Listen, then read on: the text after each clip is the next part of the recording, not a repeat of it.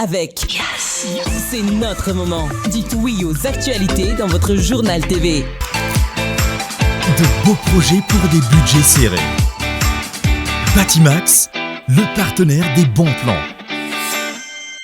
Batimax, la qualité au meilleur prix. Manoltranao vaovao.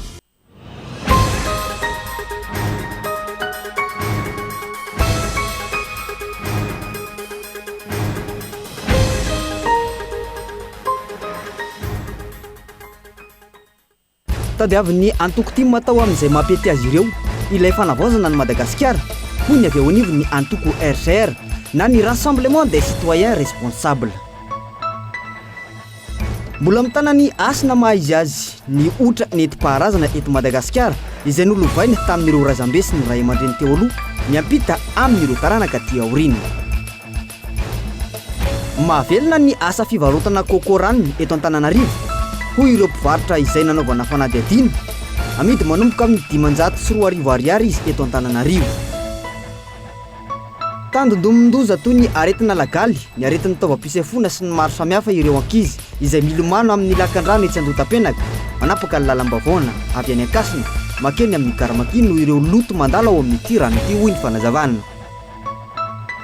Tsy nandray anjara hatramin'ny farany tamin'ny fiaonamben'ny G20 na ny firenena 20 manan-karena indrindra eto ambonin'ny tany no taterana tatsy Afrika Atsimo i États-Unis.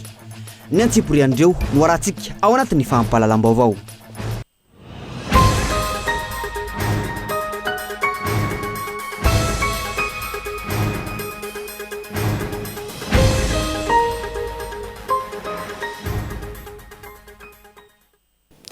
Manatitra ny araba tompo-kilasy tompo-vavy manaraka ny fampahalalam-baovao ny Cool TV amin'ity ariva ity asainay ampanajana ianao anaraka hatramin'ny farany fampahalalam-baovao amin'izao ariva izao. Andeha alohantsika ny fampahalalam-baovao ny tontolo politika eto Madagasikara fa ny kevitra politika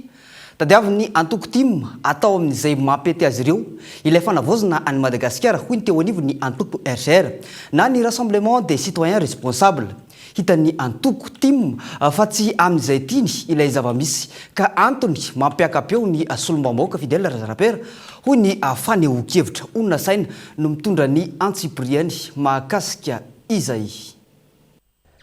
Nitondra valokafatra ho an'ny antoko tiako Madagasikara ny teo anivony antoko RCR na ny Rassemblement des Citoyens Responsables tariny Lazare Zaferson. Nambarany antoko RCR tamin'izany fa mihevitra ny ametraka ny fanovana mety amin'ny antoko tim antony faneho-kevitra matetika ny solombavambahoaka Fidèle Razarapera io. Varina zany zahay maheno ny fihetsika sehon'ny antoko tim satria inona ny mahagaga tim zadintsika fa ao anatin'ny fitondrana fanavaozana ny ekipany tim nefa enontsika atsendaniny mitabataba be ny antoko tim tsy fantatray tim ve mieritreritra fanavaozana araka ny eritreretan'ny tim azy ve no apetraka eto nefa tsy zay ny zavatra tokony ho isy fanavaozana araka ny eritreretan'ny vahoaka malagasy no tokony ho isy eto ka zahay manokana tsy mino mihitsy ny eritreritrinay hoe hevitry ny mialatsiny mitonona anarana hevitry ny Fidèle Razarapera samirery iny avoakan'iny fa tsy maintsy hevitry ny antoko tim iny midika ve zany fa ny antoko tim fa tsy mahandry ny fanavaozana zay atao nefa ministry ny avy ao amin'ny antoko tim ny ministry ny fanavaozana zay zany mahita hevitry ny tim maray manontolo mihitsy izy avoakan'ny Fidèle Razarapera io eto zany zahay manararoatra miteny amin'ny mpitondra amin'ny maha-mpitondra satria tia ametraka fanavaozana ka mba tokony hitandrina ihany ny mpitondra amin'ny fanehoan-kevitra na ara-pihetsika na ara-piteny. Mila miova ny antoko politika fa tsy manao ny fomba ratsy hatr'izay izay namotika ity firenena ity ho hiatrany faneho-kevitra. Tsy tokony izay asosy ampetiny antoko no mahamaika fa ny tombontsoany daholo be. Ankoatra izay manoloana ireo fisamborana sy fisavana samihafa ataon'ny mpitandro filaminana sy ny ministeran'ny fitsarana ankehitriny nanambara ity antoko ity fa tokony ampitomboana ny hafainganam-pandeha raha tiana ny ametraka ny tany tandalana. Tena mesatra be miadam-pandeha io resaka kolokolo misy eto amintsika ne tsy voandroany efa atry ny 12 taona nanomboka taty amin'ny 7 mankatiny raha tena ataony antotanisa ngamba efa tsy ho azontsika refesina ny trangana kolokolo nisy volamenan'ny vadikavy mbola nisy koa ny raha bois de rose naro teo ny tranga nisy eo amin'ny tsenambaro-panjakana nisy an'izany na ny écran plat nefa jerenay reny olona reny mitsoka kely ny Madagasikara dia miverina ohatrany hoe nandeha naka immunité zany nataony tany ivelany rehefa miverina eto izy tsy azo kitihana reny zany mila jerena malaky miantso ny fitsarana zahay mba hijery haingana reny raha satria reny dossier efa ao mandry tao amin'ny fitsarana ankoatran'izay mbola ho jerena ny akaiky zay nisy raha iroso amin'ny fanavaozana antsika mila diovina aloha ny olona nanao tsy mety teto amin'ny tany sy ny firenena. Isan'ny andrasana amin'ny ministeran'ny fitsarana ihany koa amin'izao ny fandraisana fepetra amin'ireo gadra maro nivoaka taoriany ny fialan'ny filoha teo aloha Andry Rajoelina tamin'ny toerany. Nisy tamin'izy ireny no voasaringotra tamina raharaha fanondranana antsokosoko arem-pirenena fanaovana kolikoly raha tsy ilaza fa-tsy ny raharaha Boeing 777 sy tamin'ireo tsenam-barim-panjakana samihafa ny fanaparam-pahefana sy ny sisa. Nivoaka ny fonjy izy ireny nefa tsy noho ny politika na gadra politika araka ny fomba fiteny no nidirany tany am-ponja. Efa nisy ny filazana fa andraisana fepetra izy ireo fa hatramin'ny androany maro no mbola miririhana anivon'ny fiarahamonina. Tsy mbola nosambony ireny fanetry be ny firenena ireny na teo aza ny toromarika avy amin'ny filoham-panjakana sy ny prime ministre. Ny nahatonga ny Madagasikara amin'izao fanitrana izao izay tsy vokatry ny raharaha KNAPS sy SMGT na ny raharaha kompania pitaterana anabakabaka ihany fa vokatry ny alatra fanodikotinam-bola fanaparam-pahefana sy kolikoly tamina sehatra maro samihafa teto amin'ny firenena. Isan'ny andrasany maro amin'izao ny fisokafan'ny fanadihadiana amin'ilay tetikasa fiarina izay nahenona fitarainana maro manerana ny nosy izay nilazan'ireo mpisitraka sasany fa alatra manara-penitra no nisy tao. Eo ihany koa ny raharaha fanafarana vary sy ireo entana ilaina amin'ny fiainana andavanandro nataony SPM na ny State Procurement of Madagascar. Vary nafarana izay tsy nitsahan'ny tombo isa-taona ary ahiny ny mpanara-baovao fanomezana vahana sy tombony ho ana mpandraraha vitsivitsy sy misy ambadika entana hafa ihany koa ankoatry ny vary anatin'ireny sambo ireny. Manampy ireo ny endrika fanaparam-pahefana samihafa nataon'ireo gouvernoura toy ny fampiasana fitaovam-panjakana ho an'ny tombotsoa manokana. Lava ny lista raha tsy hijery afa-tsy ny tato anatin'ny 7 taona farany ary lava kokoa noho izay raha ny 40 taona farany raha nitrangana tsy fanarahan-dalàna ny seho teto amin'ity firenena ity ary raha manaiky ihany koa fa tsy mora ny asa iandraiketan'ny ministeran'ny fitsarana eo anatrehany raha mafana maro ireny. Na izany fanambo no napetraky ny fitondram-panjakana sy ny ministry ny fitsarana tamin'ny vahoaka malagasy ka manantena vokatra ny vahoaka ary miandry tatitra amin'ny anaran'ny mangarahara fa tsy atao tompotrano miona. Mahakasika ny tontolo politika izay hatrany miainga avy ny fotony ny fampandrosoana zava-dehibe ny fitazomana ny volan'ny siady ho an'ny taona 2024 araka ny voalaza ao anatin'ny LFI na ny tetim-polam-panjakana miatra amin'ny taona 2024 hoy ny solombavam-bahoaka ny distrika n'Andriamasina tokony angarahara nefa ny fitantanana ny fampiasana ireo tetim-polam-panjakana 2024 hiatraika mivantana any amin'ny fiainam-bahoaka raha ny fanazavana. Neo raha antsika ny fampahalalam-baovao mahakasika izay entiny rina fitiavana. Tsy niova fa voatazona ny sora-bola natokana ho an'ny siady na ny teti-bola natokana hanampina ireo komina isaky ny distrika ho an'ny 2024 izay mijanona ho 16 tapitrisa ariary raha ny voarakitra ao anatin'ny volavolan-dalàna mifehy ny teti-bola ampanjakana 2024. Fampandrosoana miainga any fotony manome lanja ny fitsinjaram-pahefana tena izy no imasoana amin'izao fitondrany fanavaozana izao. Rariny noho izany hoy ny solombavam-bahoaka raha tsy nokitihina ny volan'ny siady ho fanatanterahana ny politika ny ankapobeny ny fanjakana ahafana manohana ireo komina amin'ny lafin'ny fanamboarana fotodrafitrasa sy ny famahana ny olana ara-tsosialy amalina ny filanimponina iny fotony. Tsy tena hoe andrasan'ny olona zany zao indrindraindrindra fa ny aminay any amin'ny faritra misy anay zany ny any ambanivohitra dia ilay karama ny sefokotany dia tonga dia nalefa tao daholo ny 2024 faritra ao dia ny fandoavana ny trosany sefokotany izay mbola tsy voaloatra amin'izay. Ny any amin'ny commune dia mitohy indrindraindrindra ho an'ny CSB ho any amin'ny fahasalamana zany dia ao ihany koa ny aty amin'ny siady ny amin'ny député zany mitohy ny asa. Zay zavatra zay dia tena zava-dehibe satria raha reny no miova na hoe foanana dia betsaka ny fiatraika an'izay ratsy any amin'ny distrika tsirairay avy. Ahinona fitarainana maro ny fampiasana ity volan'ny siady ity izay misy distrika sasany manjavozavo tsy hita taratra ny nandaniana azy. Antoko ny fahombiazan'ny asa ny fisiany mangarahara amin'ny fampiasana ny volan'ny mpanjakana tokony hoentitra ny fanaraha-maso sy ny fitantanana. Hanaraka ny etahetam-bahoaka ihany koa ny fampiasana ity teti-bola mpanjakana itondrana ny volan'ny siady 16 tapitrisa ariary ity raha ny fanazavana hatrany. Satria ao anatin'ilay hoe politika ny fitsitsiny isika dia amin'ny alalan'ny fitantanana ny vola no ahafantarana zany hoe atraiza tokoa miezaka mifanjakana misy amin'izao fotoana ahafahany manatanteraka ny lahara-pahamena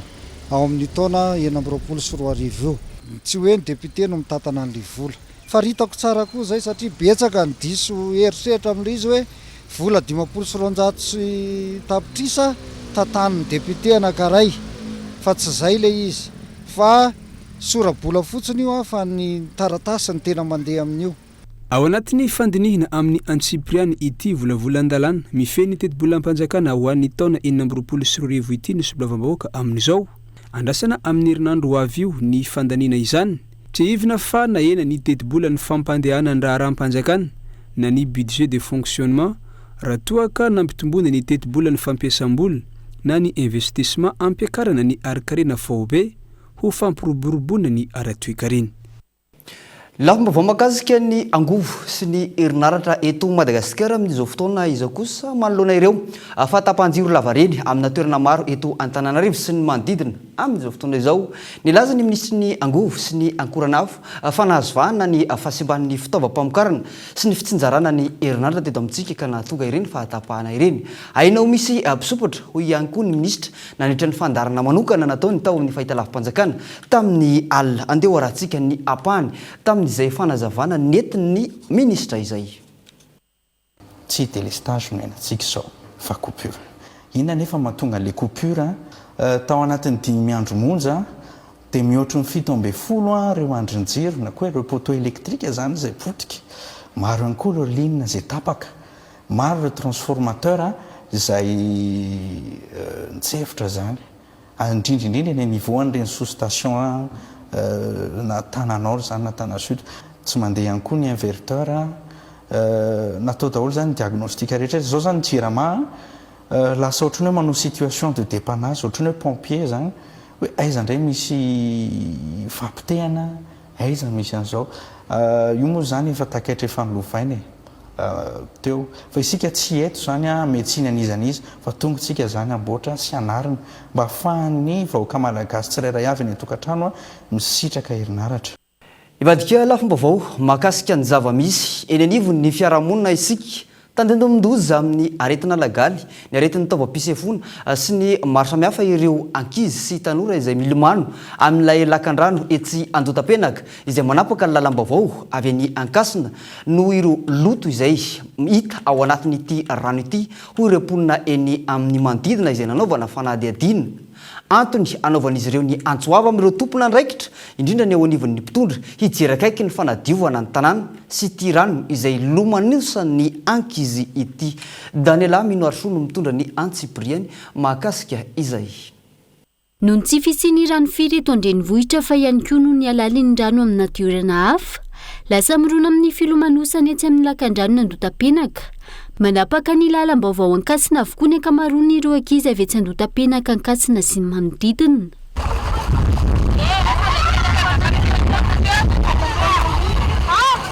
Ampolony maro izy ireo isan'andro ny tonga milomano io ny toerana. Ankoatra azy ireo, maro ihany koa ireo manasa lamba amin'ity rano ity. Ireo manasa lamba izay tsy maintsy manara-maso ireo ankizy milomano, isorohana ny loza tahaka ny maty an-drano raha ny fanazavana. Izy loza lasanay madio satria raha maloto tsy anasana lamba fa rano madio. Ana fany ambony avany zao io midina mataty. Fa nisy fa izy zany tsy matetika fa ohatrany mandeha amin'ny rotaona zao tery ambany tery nisy olon-dehibe maty. Dia ohatr'izany. Matoko zany misy ankizy maty dia ilay ohatra hoe zareo ihany mitsaketsaka dia tsy maintsy arahana maso satria izy mitsaketsaka ao anatin'ny rano. Raha iverenana, saika mandalo amin'ity rano ilalovan'ireo ankizy ity avokoa ny loto rehetra alefan'ireo mponina iny amin'ny manodidina. Tranga izay tokony ho jerena akaiky, isorohana ireo aretina teraky ny loto mety azo ireo ankizy raha ny fanazavana. Izy zany raha ny tena hoe marina an'ilay tsy hitan'ilay ankizy intsony izay atao satria raha andeha ery hanono ery io zao fa misy ilay anangadiana lalina be ilay ery be da be maty an-drano sy ny karazany. Dia eto indray ilay ankizy amin'ilay milomano eto satria ilay ankizy le milomano amin'ilay resaka ilay rano nefa ilay zavatra tsy mety io fingan'ilay resaka lagaly amin'izay fiainana dia mampalahelo ilay ankizy reo raha ohatra ianao ka hiteny andreo na hiteny an'le resaka ray aman-drenindreo ho sahirana ianao ary tena hoe mahazo vavaratsy ianao raha hoe zay no atao fa mampalahelo le ankizy a satrany le ankizy ary le milomano hoe am'le eo am'le atao satria mafana le andro tsy hitan'izay atao de zay fipetraka le izy hoe tena zay de mampalahelo le zavatra atao fa raha resaka hoe ohatr' zay ka hoe amy rano atao ohatr' zao a de ny mba hiangaviana amin'ny ampipa fiangaviana aloha mba hoe hiaingaranga le zordir reto a de mba diovina zany le izy de mba le bakanjordiro ino mba fiangaviana ino mba fiangaviana zany a le am'le ankizy reo a be tabe nge voalagaly be tabe koa ny resaka hoe na tena mangididy sy ny aretina etso be tabe le ankizy ato a tratran'le aretina fisefona zany raha ny fanazavana trany maro ny loto ankoatra ny fako mandalo amin'ny tirano filomanosany ankizy atsy andotam-penaka akasina ity vitsy ihany koa eny amin'ny manodidina ireo manana trano fivoahana ny baka anjordira ankilan'izay tsy misy ka novan'ireo mponina eny amin'ny manodidina antsoavo amin'ireo tompona andraikitra ijanona ao anatin'izay vaovao makasika ny zava-misy any anatin'ny fiarahamonina izay hatrany antsika mifandray amin'ny tontolon'ny toekarena mahavelona ny asa fivarotana kôkô rano eto Antananarivo hoy ny ireo mpivarotra izay nanaovana fanadihadiana amidy manomboka any amin'ny 540 ariary ny vidin'ny iray mandeha moa ny tsena rehefa mafana ny andro hoy izy ireo ary isaky ny efatrandro izy ireo no manafatra entana rehefa mandeha ny tsena andeha raha antsika ny antsipriany makasika izay entiny Entsora Soary Malala manodidina ny 3 ariary eo ny iray amin'ny kôkôranony amin'izao raha eto Antananarivo renivohitra Tomasina Mahajanga ary any Manakara no anafarana azy eo amin'ny 2 ariary eo ny iray rehefa manafatra arakaraky ny habe iny io moa zany tsy hoe nanomboka viana fa arakaraky ny anafarana anazy any amin'ny faritany any ihany misy hoe Tamatavy Manakara arakarany Tamatavy eo tony zao alaina 2 arivo 500 arivo arakaraky ny ngeza zany akana azy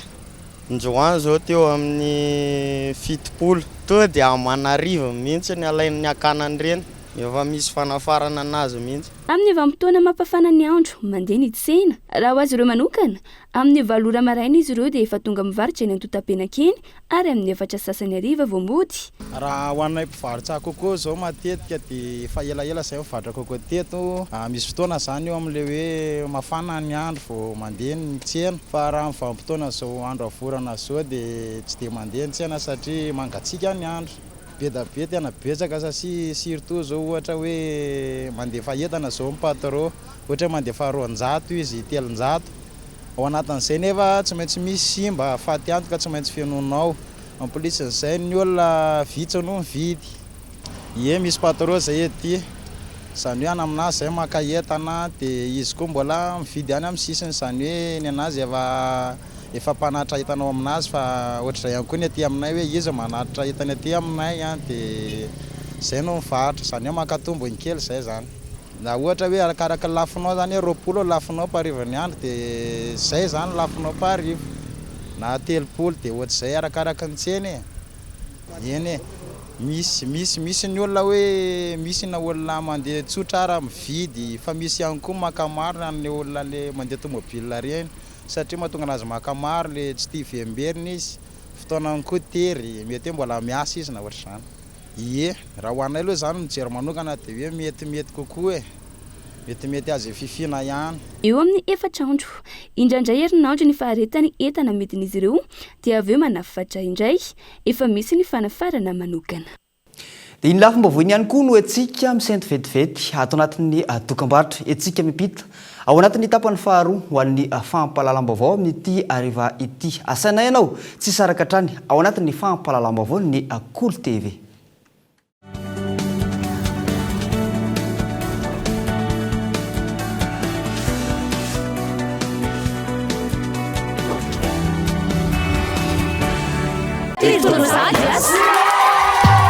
ndao ifety ho an'ny Black November ndao hiaraka ankalaza ary feno promo koa ny fety hatramin'ny 3 novembre ararotiny smartphone ZTE A35 Blade amin'ny vidiny miavaka 219 000 ariary monja sy ny wiki 25 69 000 ariary fotsiny ny amin'ny bonus cadeau hatramin'ny 5 gigaoctet mandritra ny enim-bolana araroty fa mbola bobaka ny promo upgrade aingana ny phone lahy isika amin'ny ara-mifety eny amin'ny Astor Zuma.g sy Kibo.g fotoana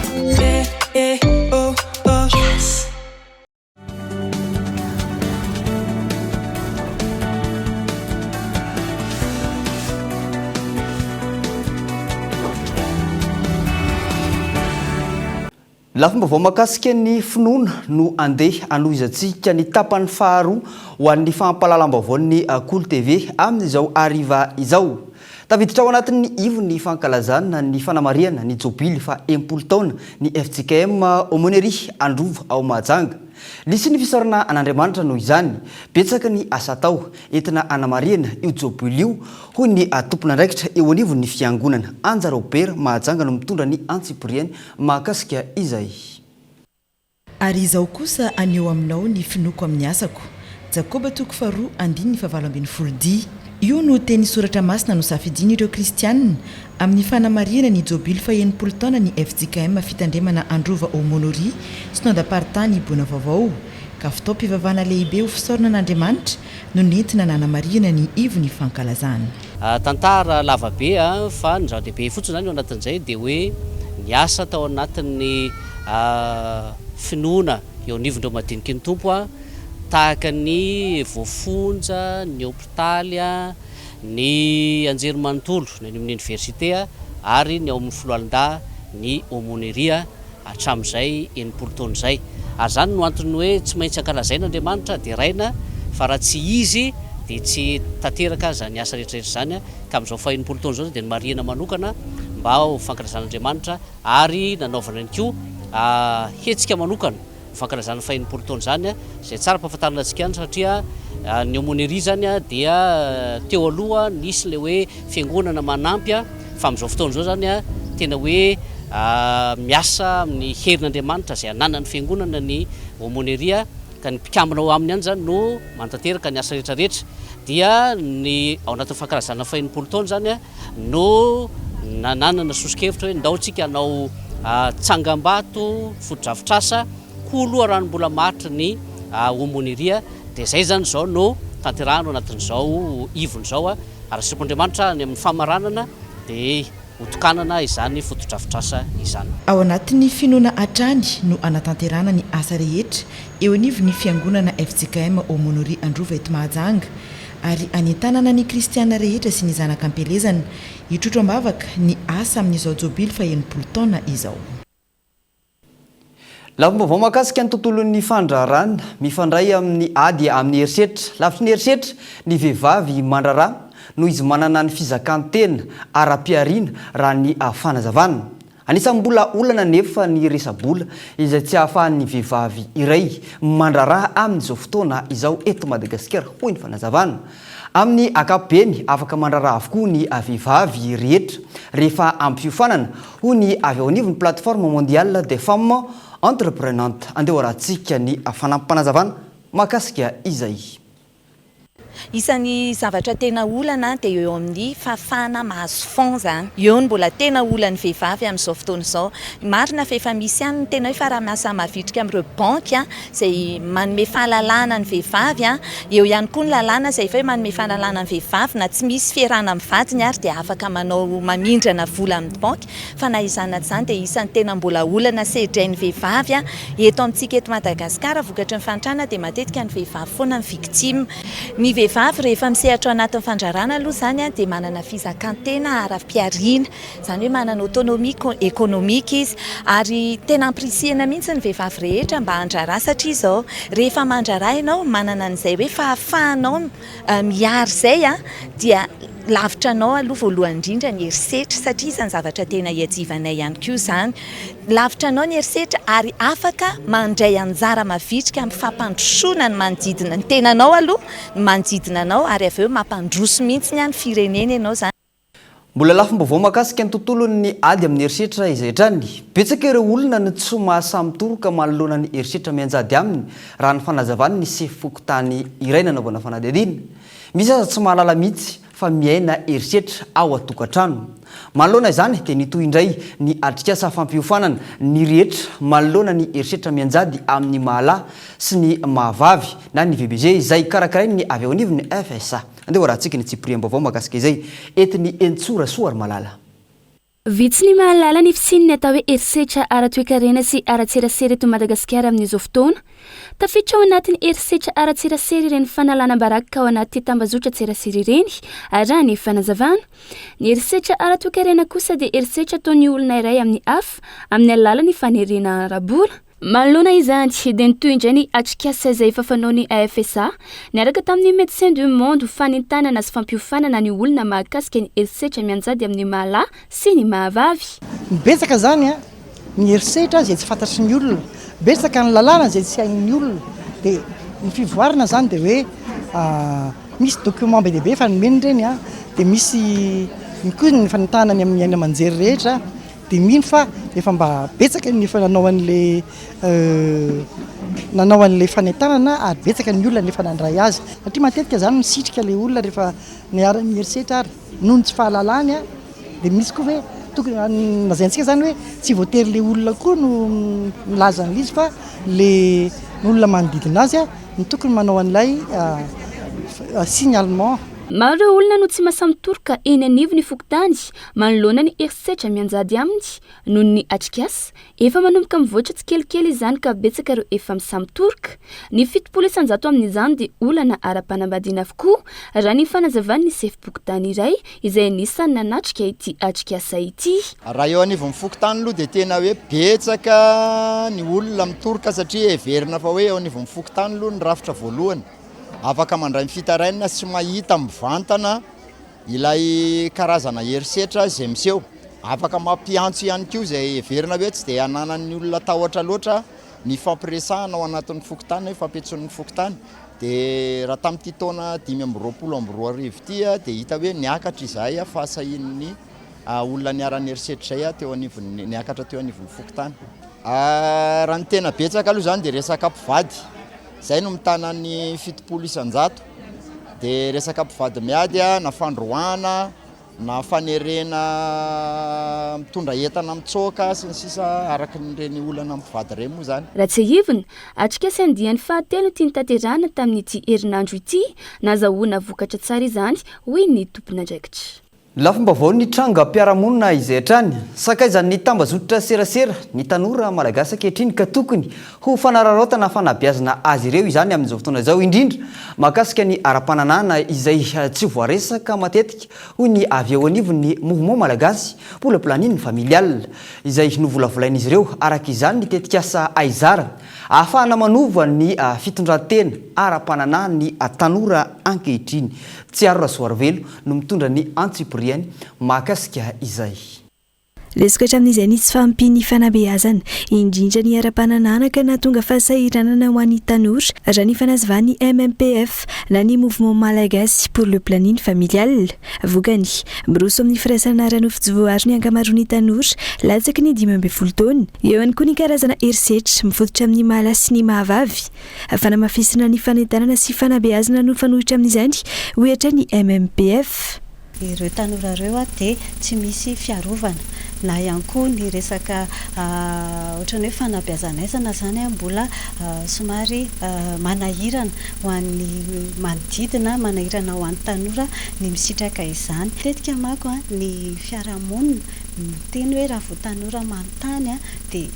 ohatran'ny hoe somary fady ny resaka fananana ao atokantrano, ny firesahan'ny ray aman-dreny sy ny zanaka koa tsy dia misy loatra ary arak'izay koa eritreretina hoe rehefa manome fahalalana ny tanora dia misy ny hevitra fa mampirisika ireo tanora iroso amin'izay firaisana ara-nofo izay kanefa ny fampahafantarana tsy midika hoe fampirisihana, fampahafantarana matetika tena hoe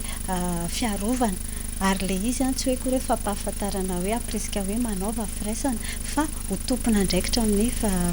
fahasalamana ara-pananana ny tanora. marany koa ireo hiarany herisetra amin'ny endriny samihafa mirongatra ny fanambadiana ankizy aloha loatra ny amin'ny faritra raha ny fijoroana vavolombelona ny tanora iray antony maharesy lahatra azy amin'ny mahazava-dehibe ny fanentanana sy fanabeazana ara-pananahana raha ny fanehoan-keviny ny endriky ny herisetra aminay any zany tegna hitako maro amin'ny resaka fampanambadiana zaza-tsy ampy taogno zany zany tena maro aminay any ke zany tonga zaho nandrisika zaho agnano ambassadrice mba hagnentana zany ny olo agnenany zay tranga misy zay ny fomba entiko agnentana le ologno zany ny mba andrisika ray aman-dreny koa ampiditry zaza ampianarana mba afahany koa zany mahazo fahalalana bebe kokoa zany le zaza mikasiky zavatra tokony ho ataony amin'ny ikarakarany ny hoaviny mba ialana amin'izay fanambadiana loloatra zay isy ny fiova-mpitondra ny tena ny tanora sy ahafahan'izy ireo mandray fanapa-kevitra amin'ny fahasalamana ara-pahananahana misy ny tetikasa aizara no volavolainy ny mouvement malagasy pour le planning familial tetikasa nanofanana tanora miisa 12 nozivanina tamina faritra samihafa anentanana ny mpiarabelona momba ny fahasalamana ara-pahananahana sy ny herisetra mifototra amin'ny mahala sy ny mahavavy amin'ny alalan'ny tamazotra tserasera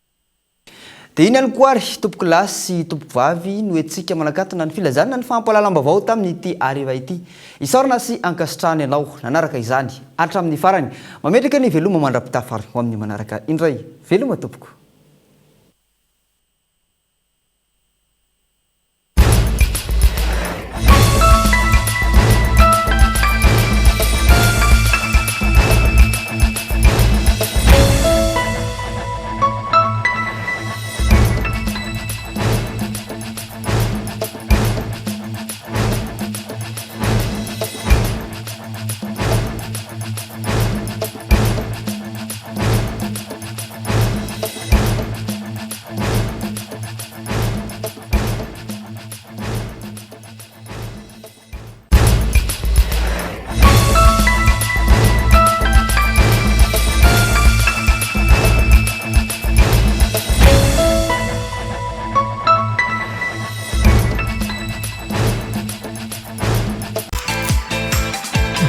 Projet pour des budgets serrés. Batimax, le partenaire des bons plans. Batimax, la qualité au meilleur prix. Avec yes. C'est notre moment. Dites oui aux actualités dans votre journal TV.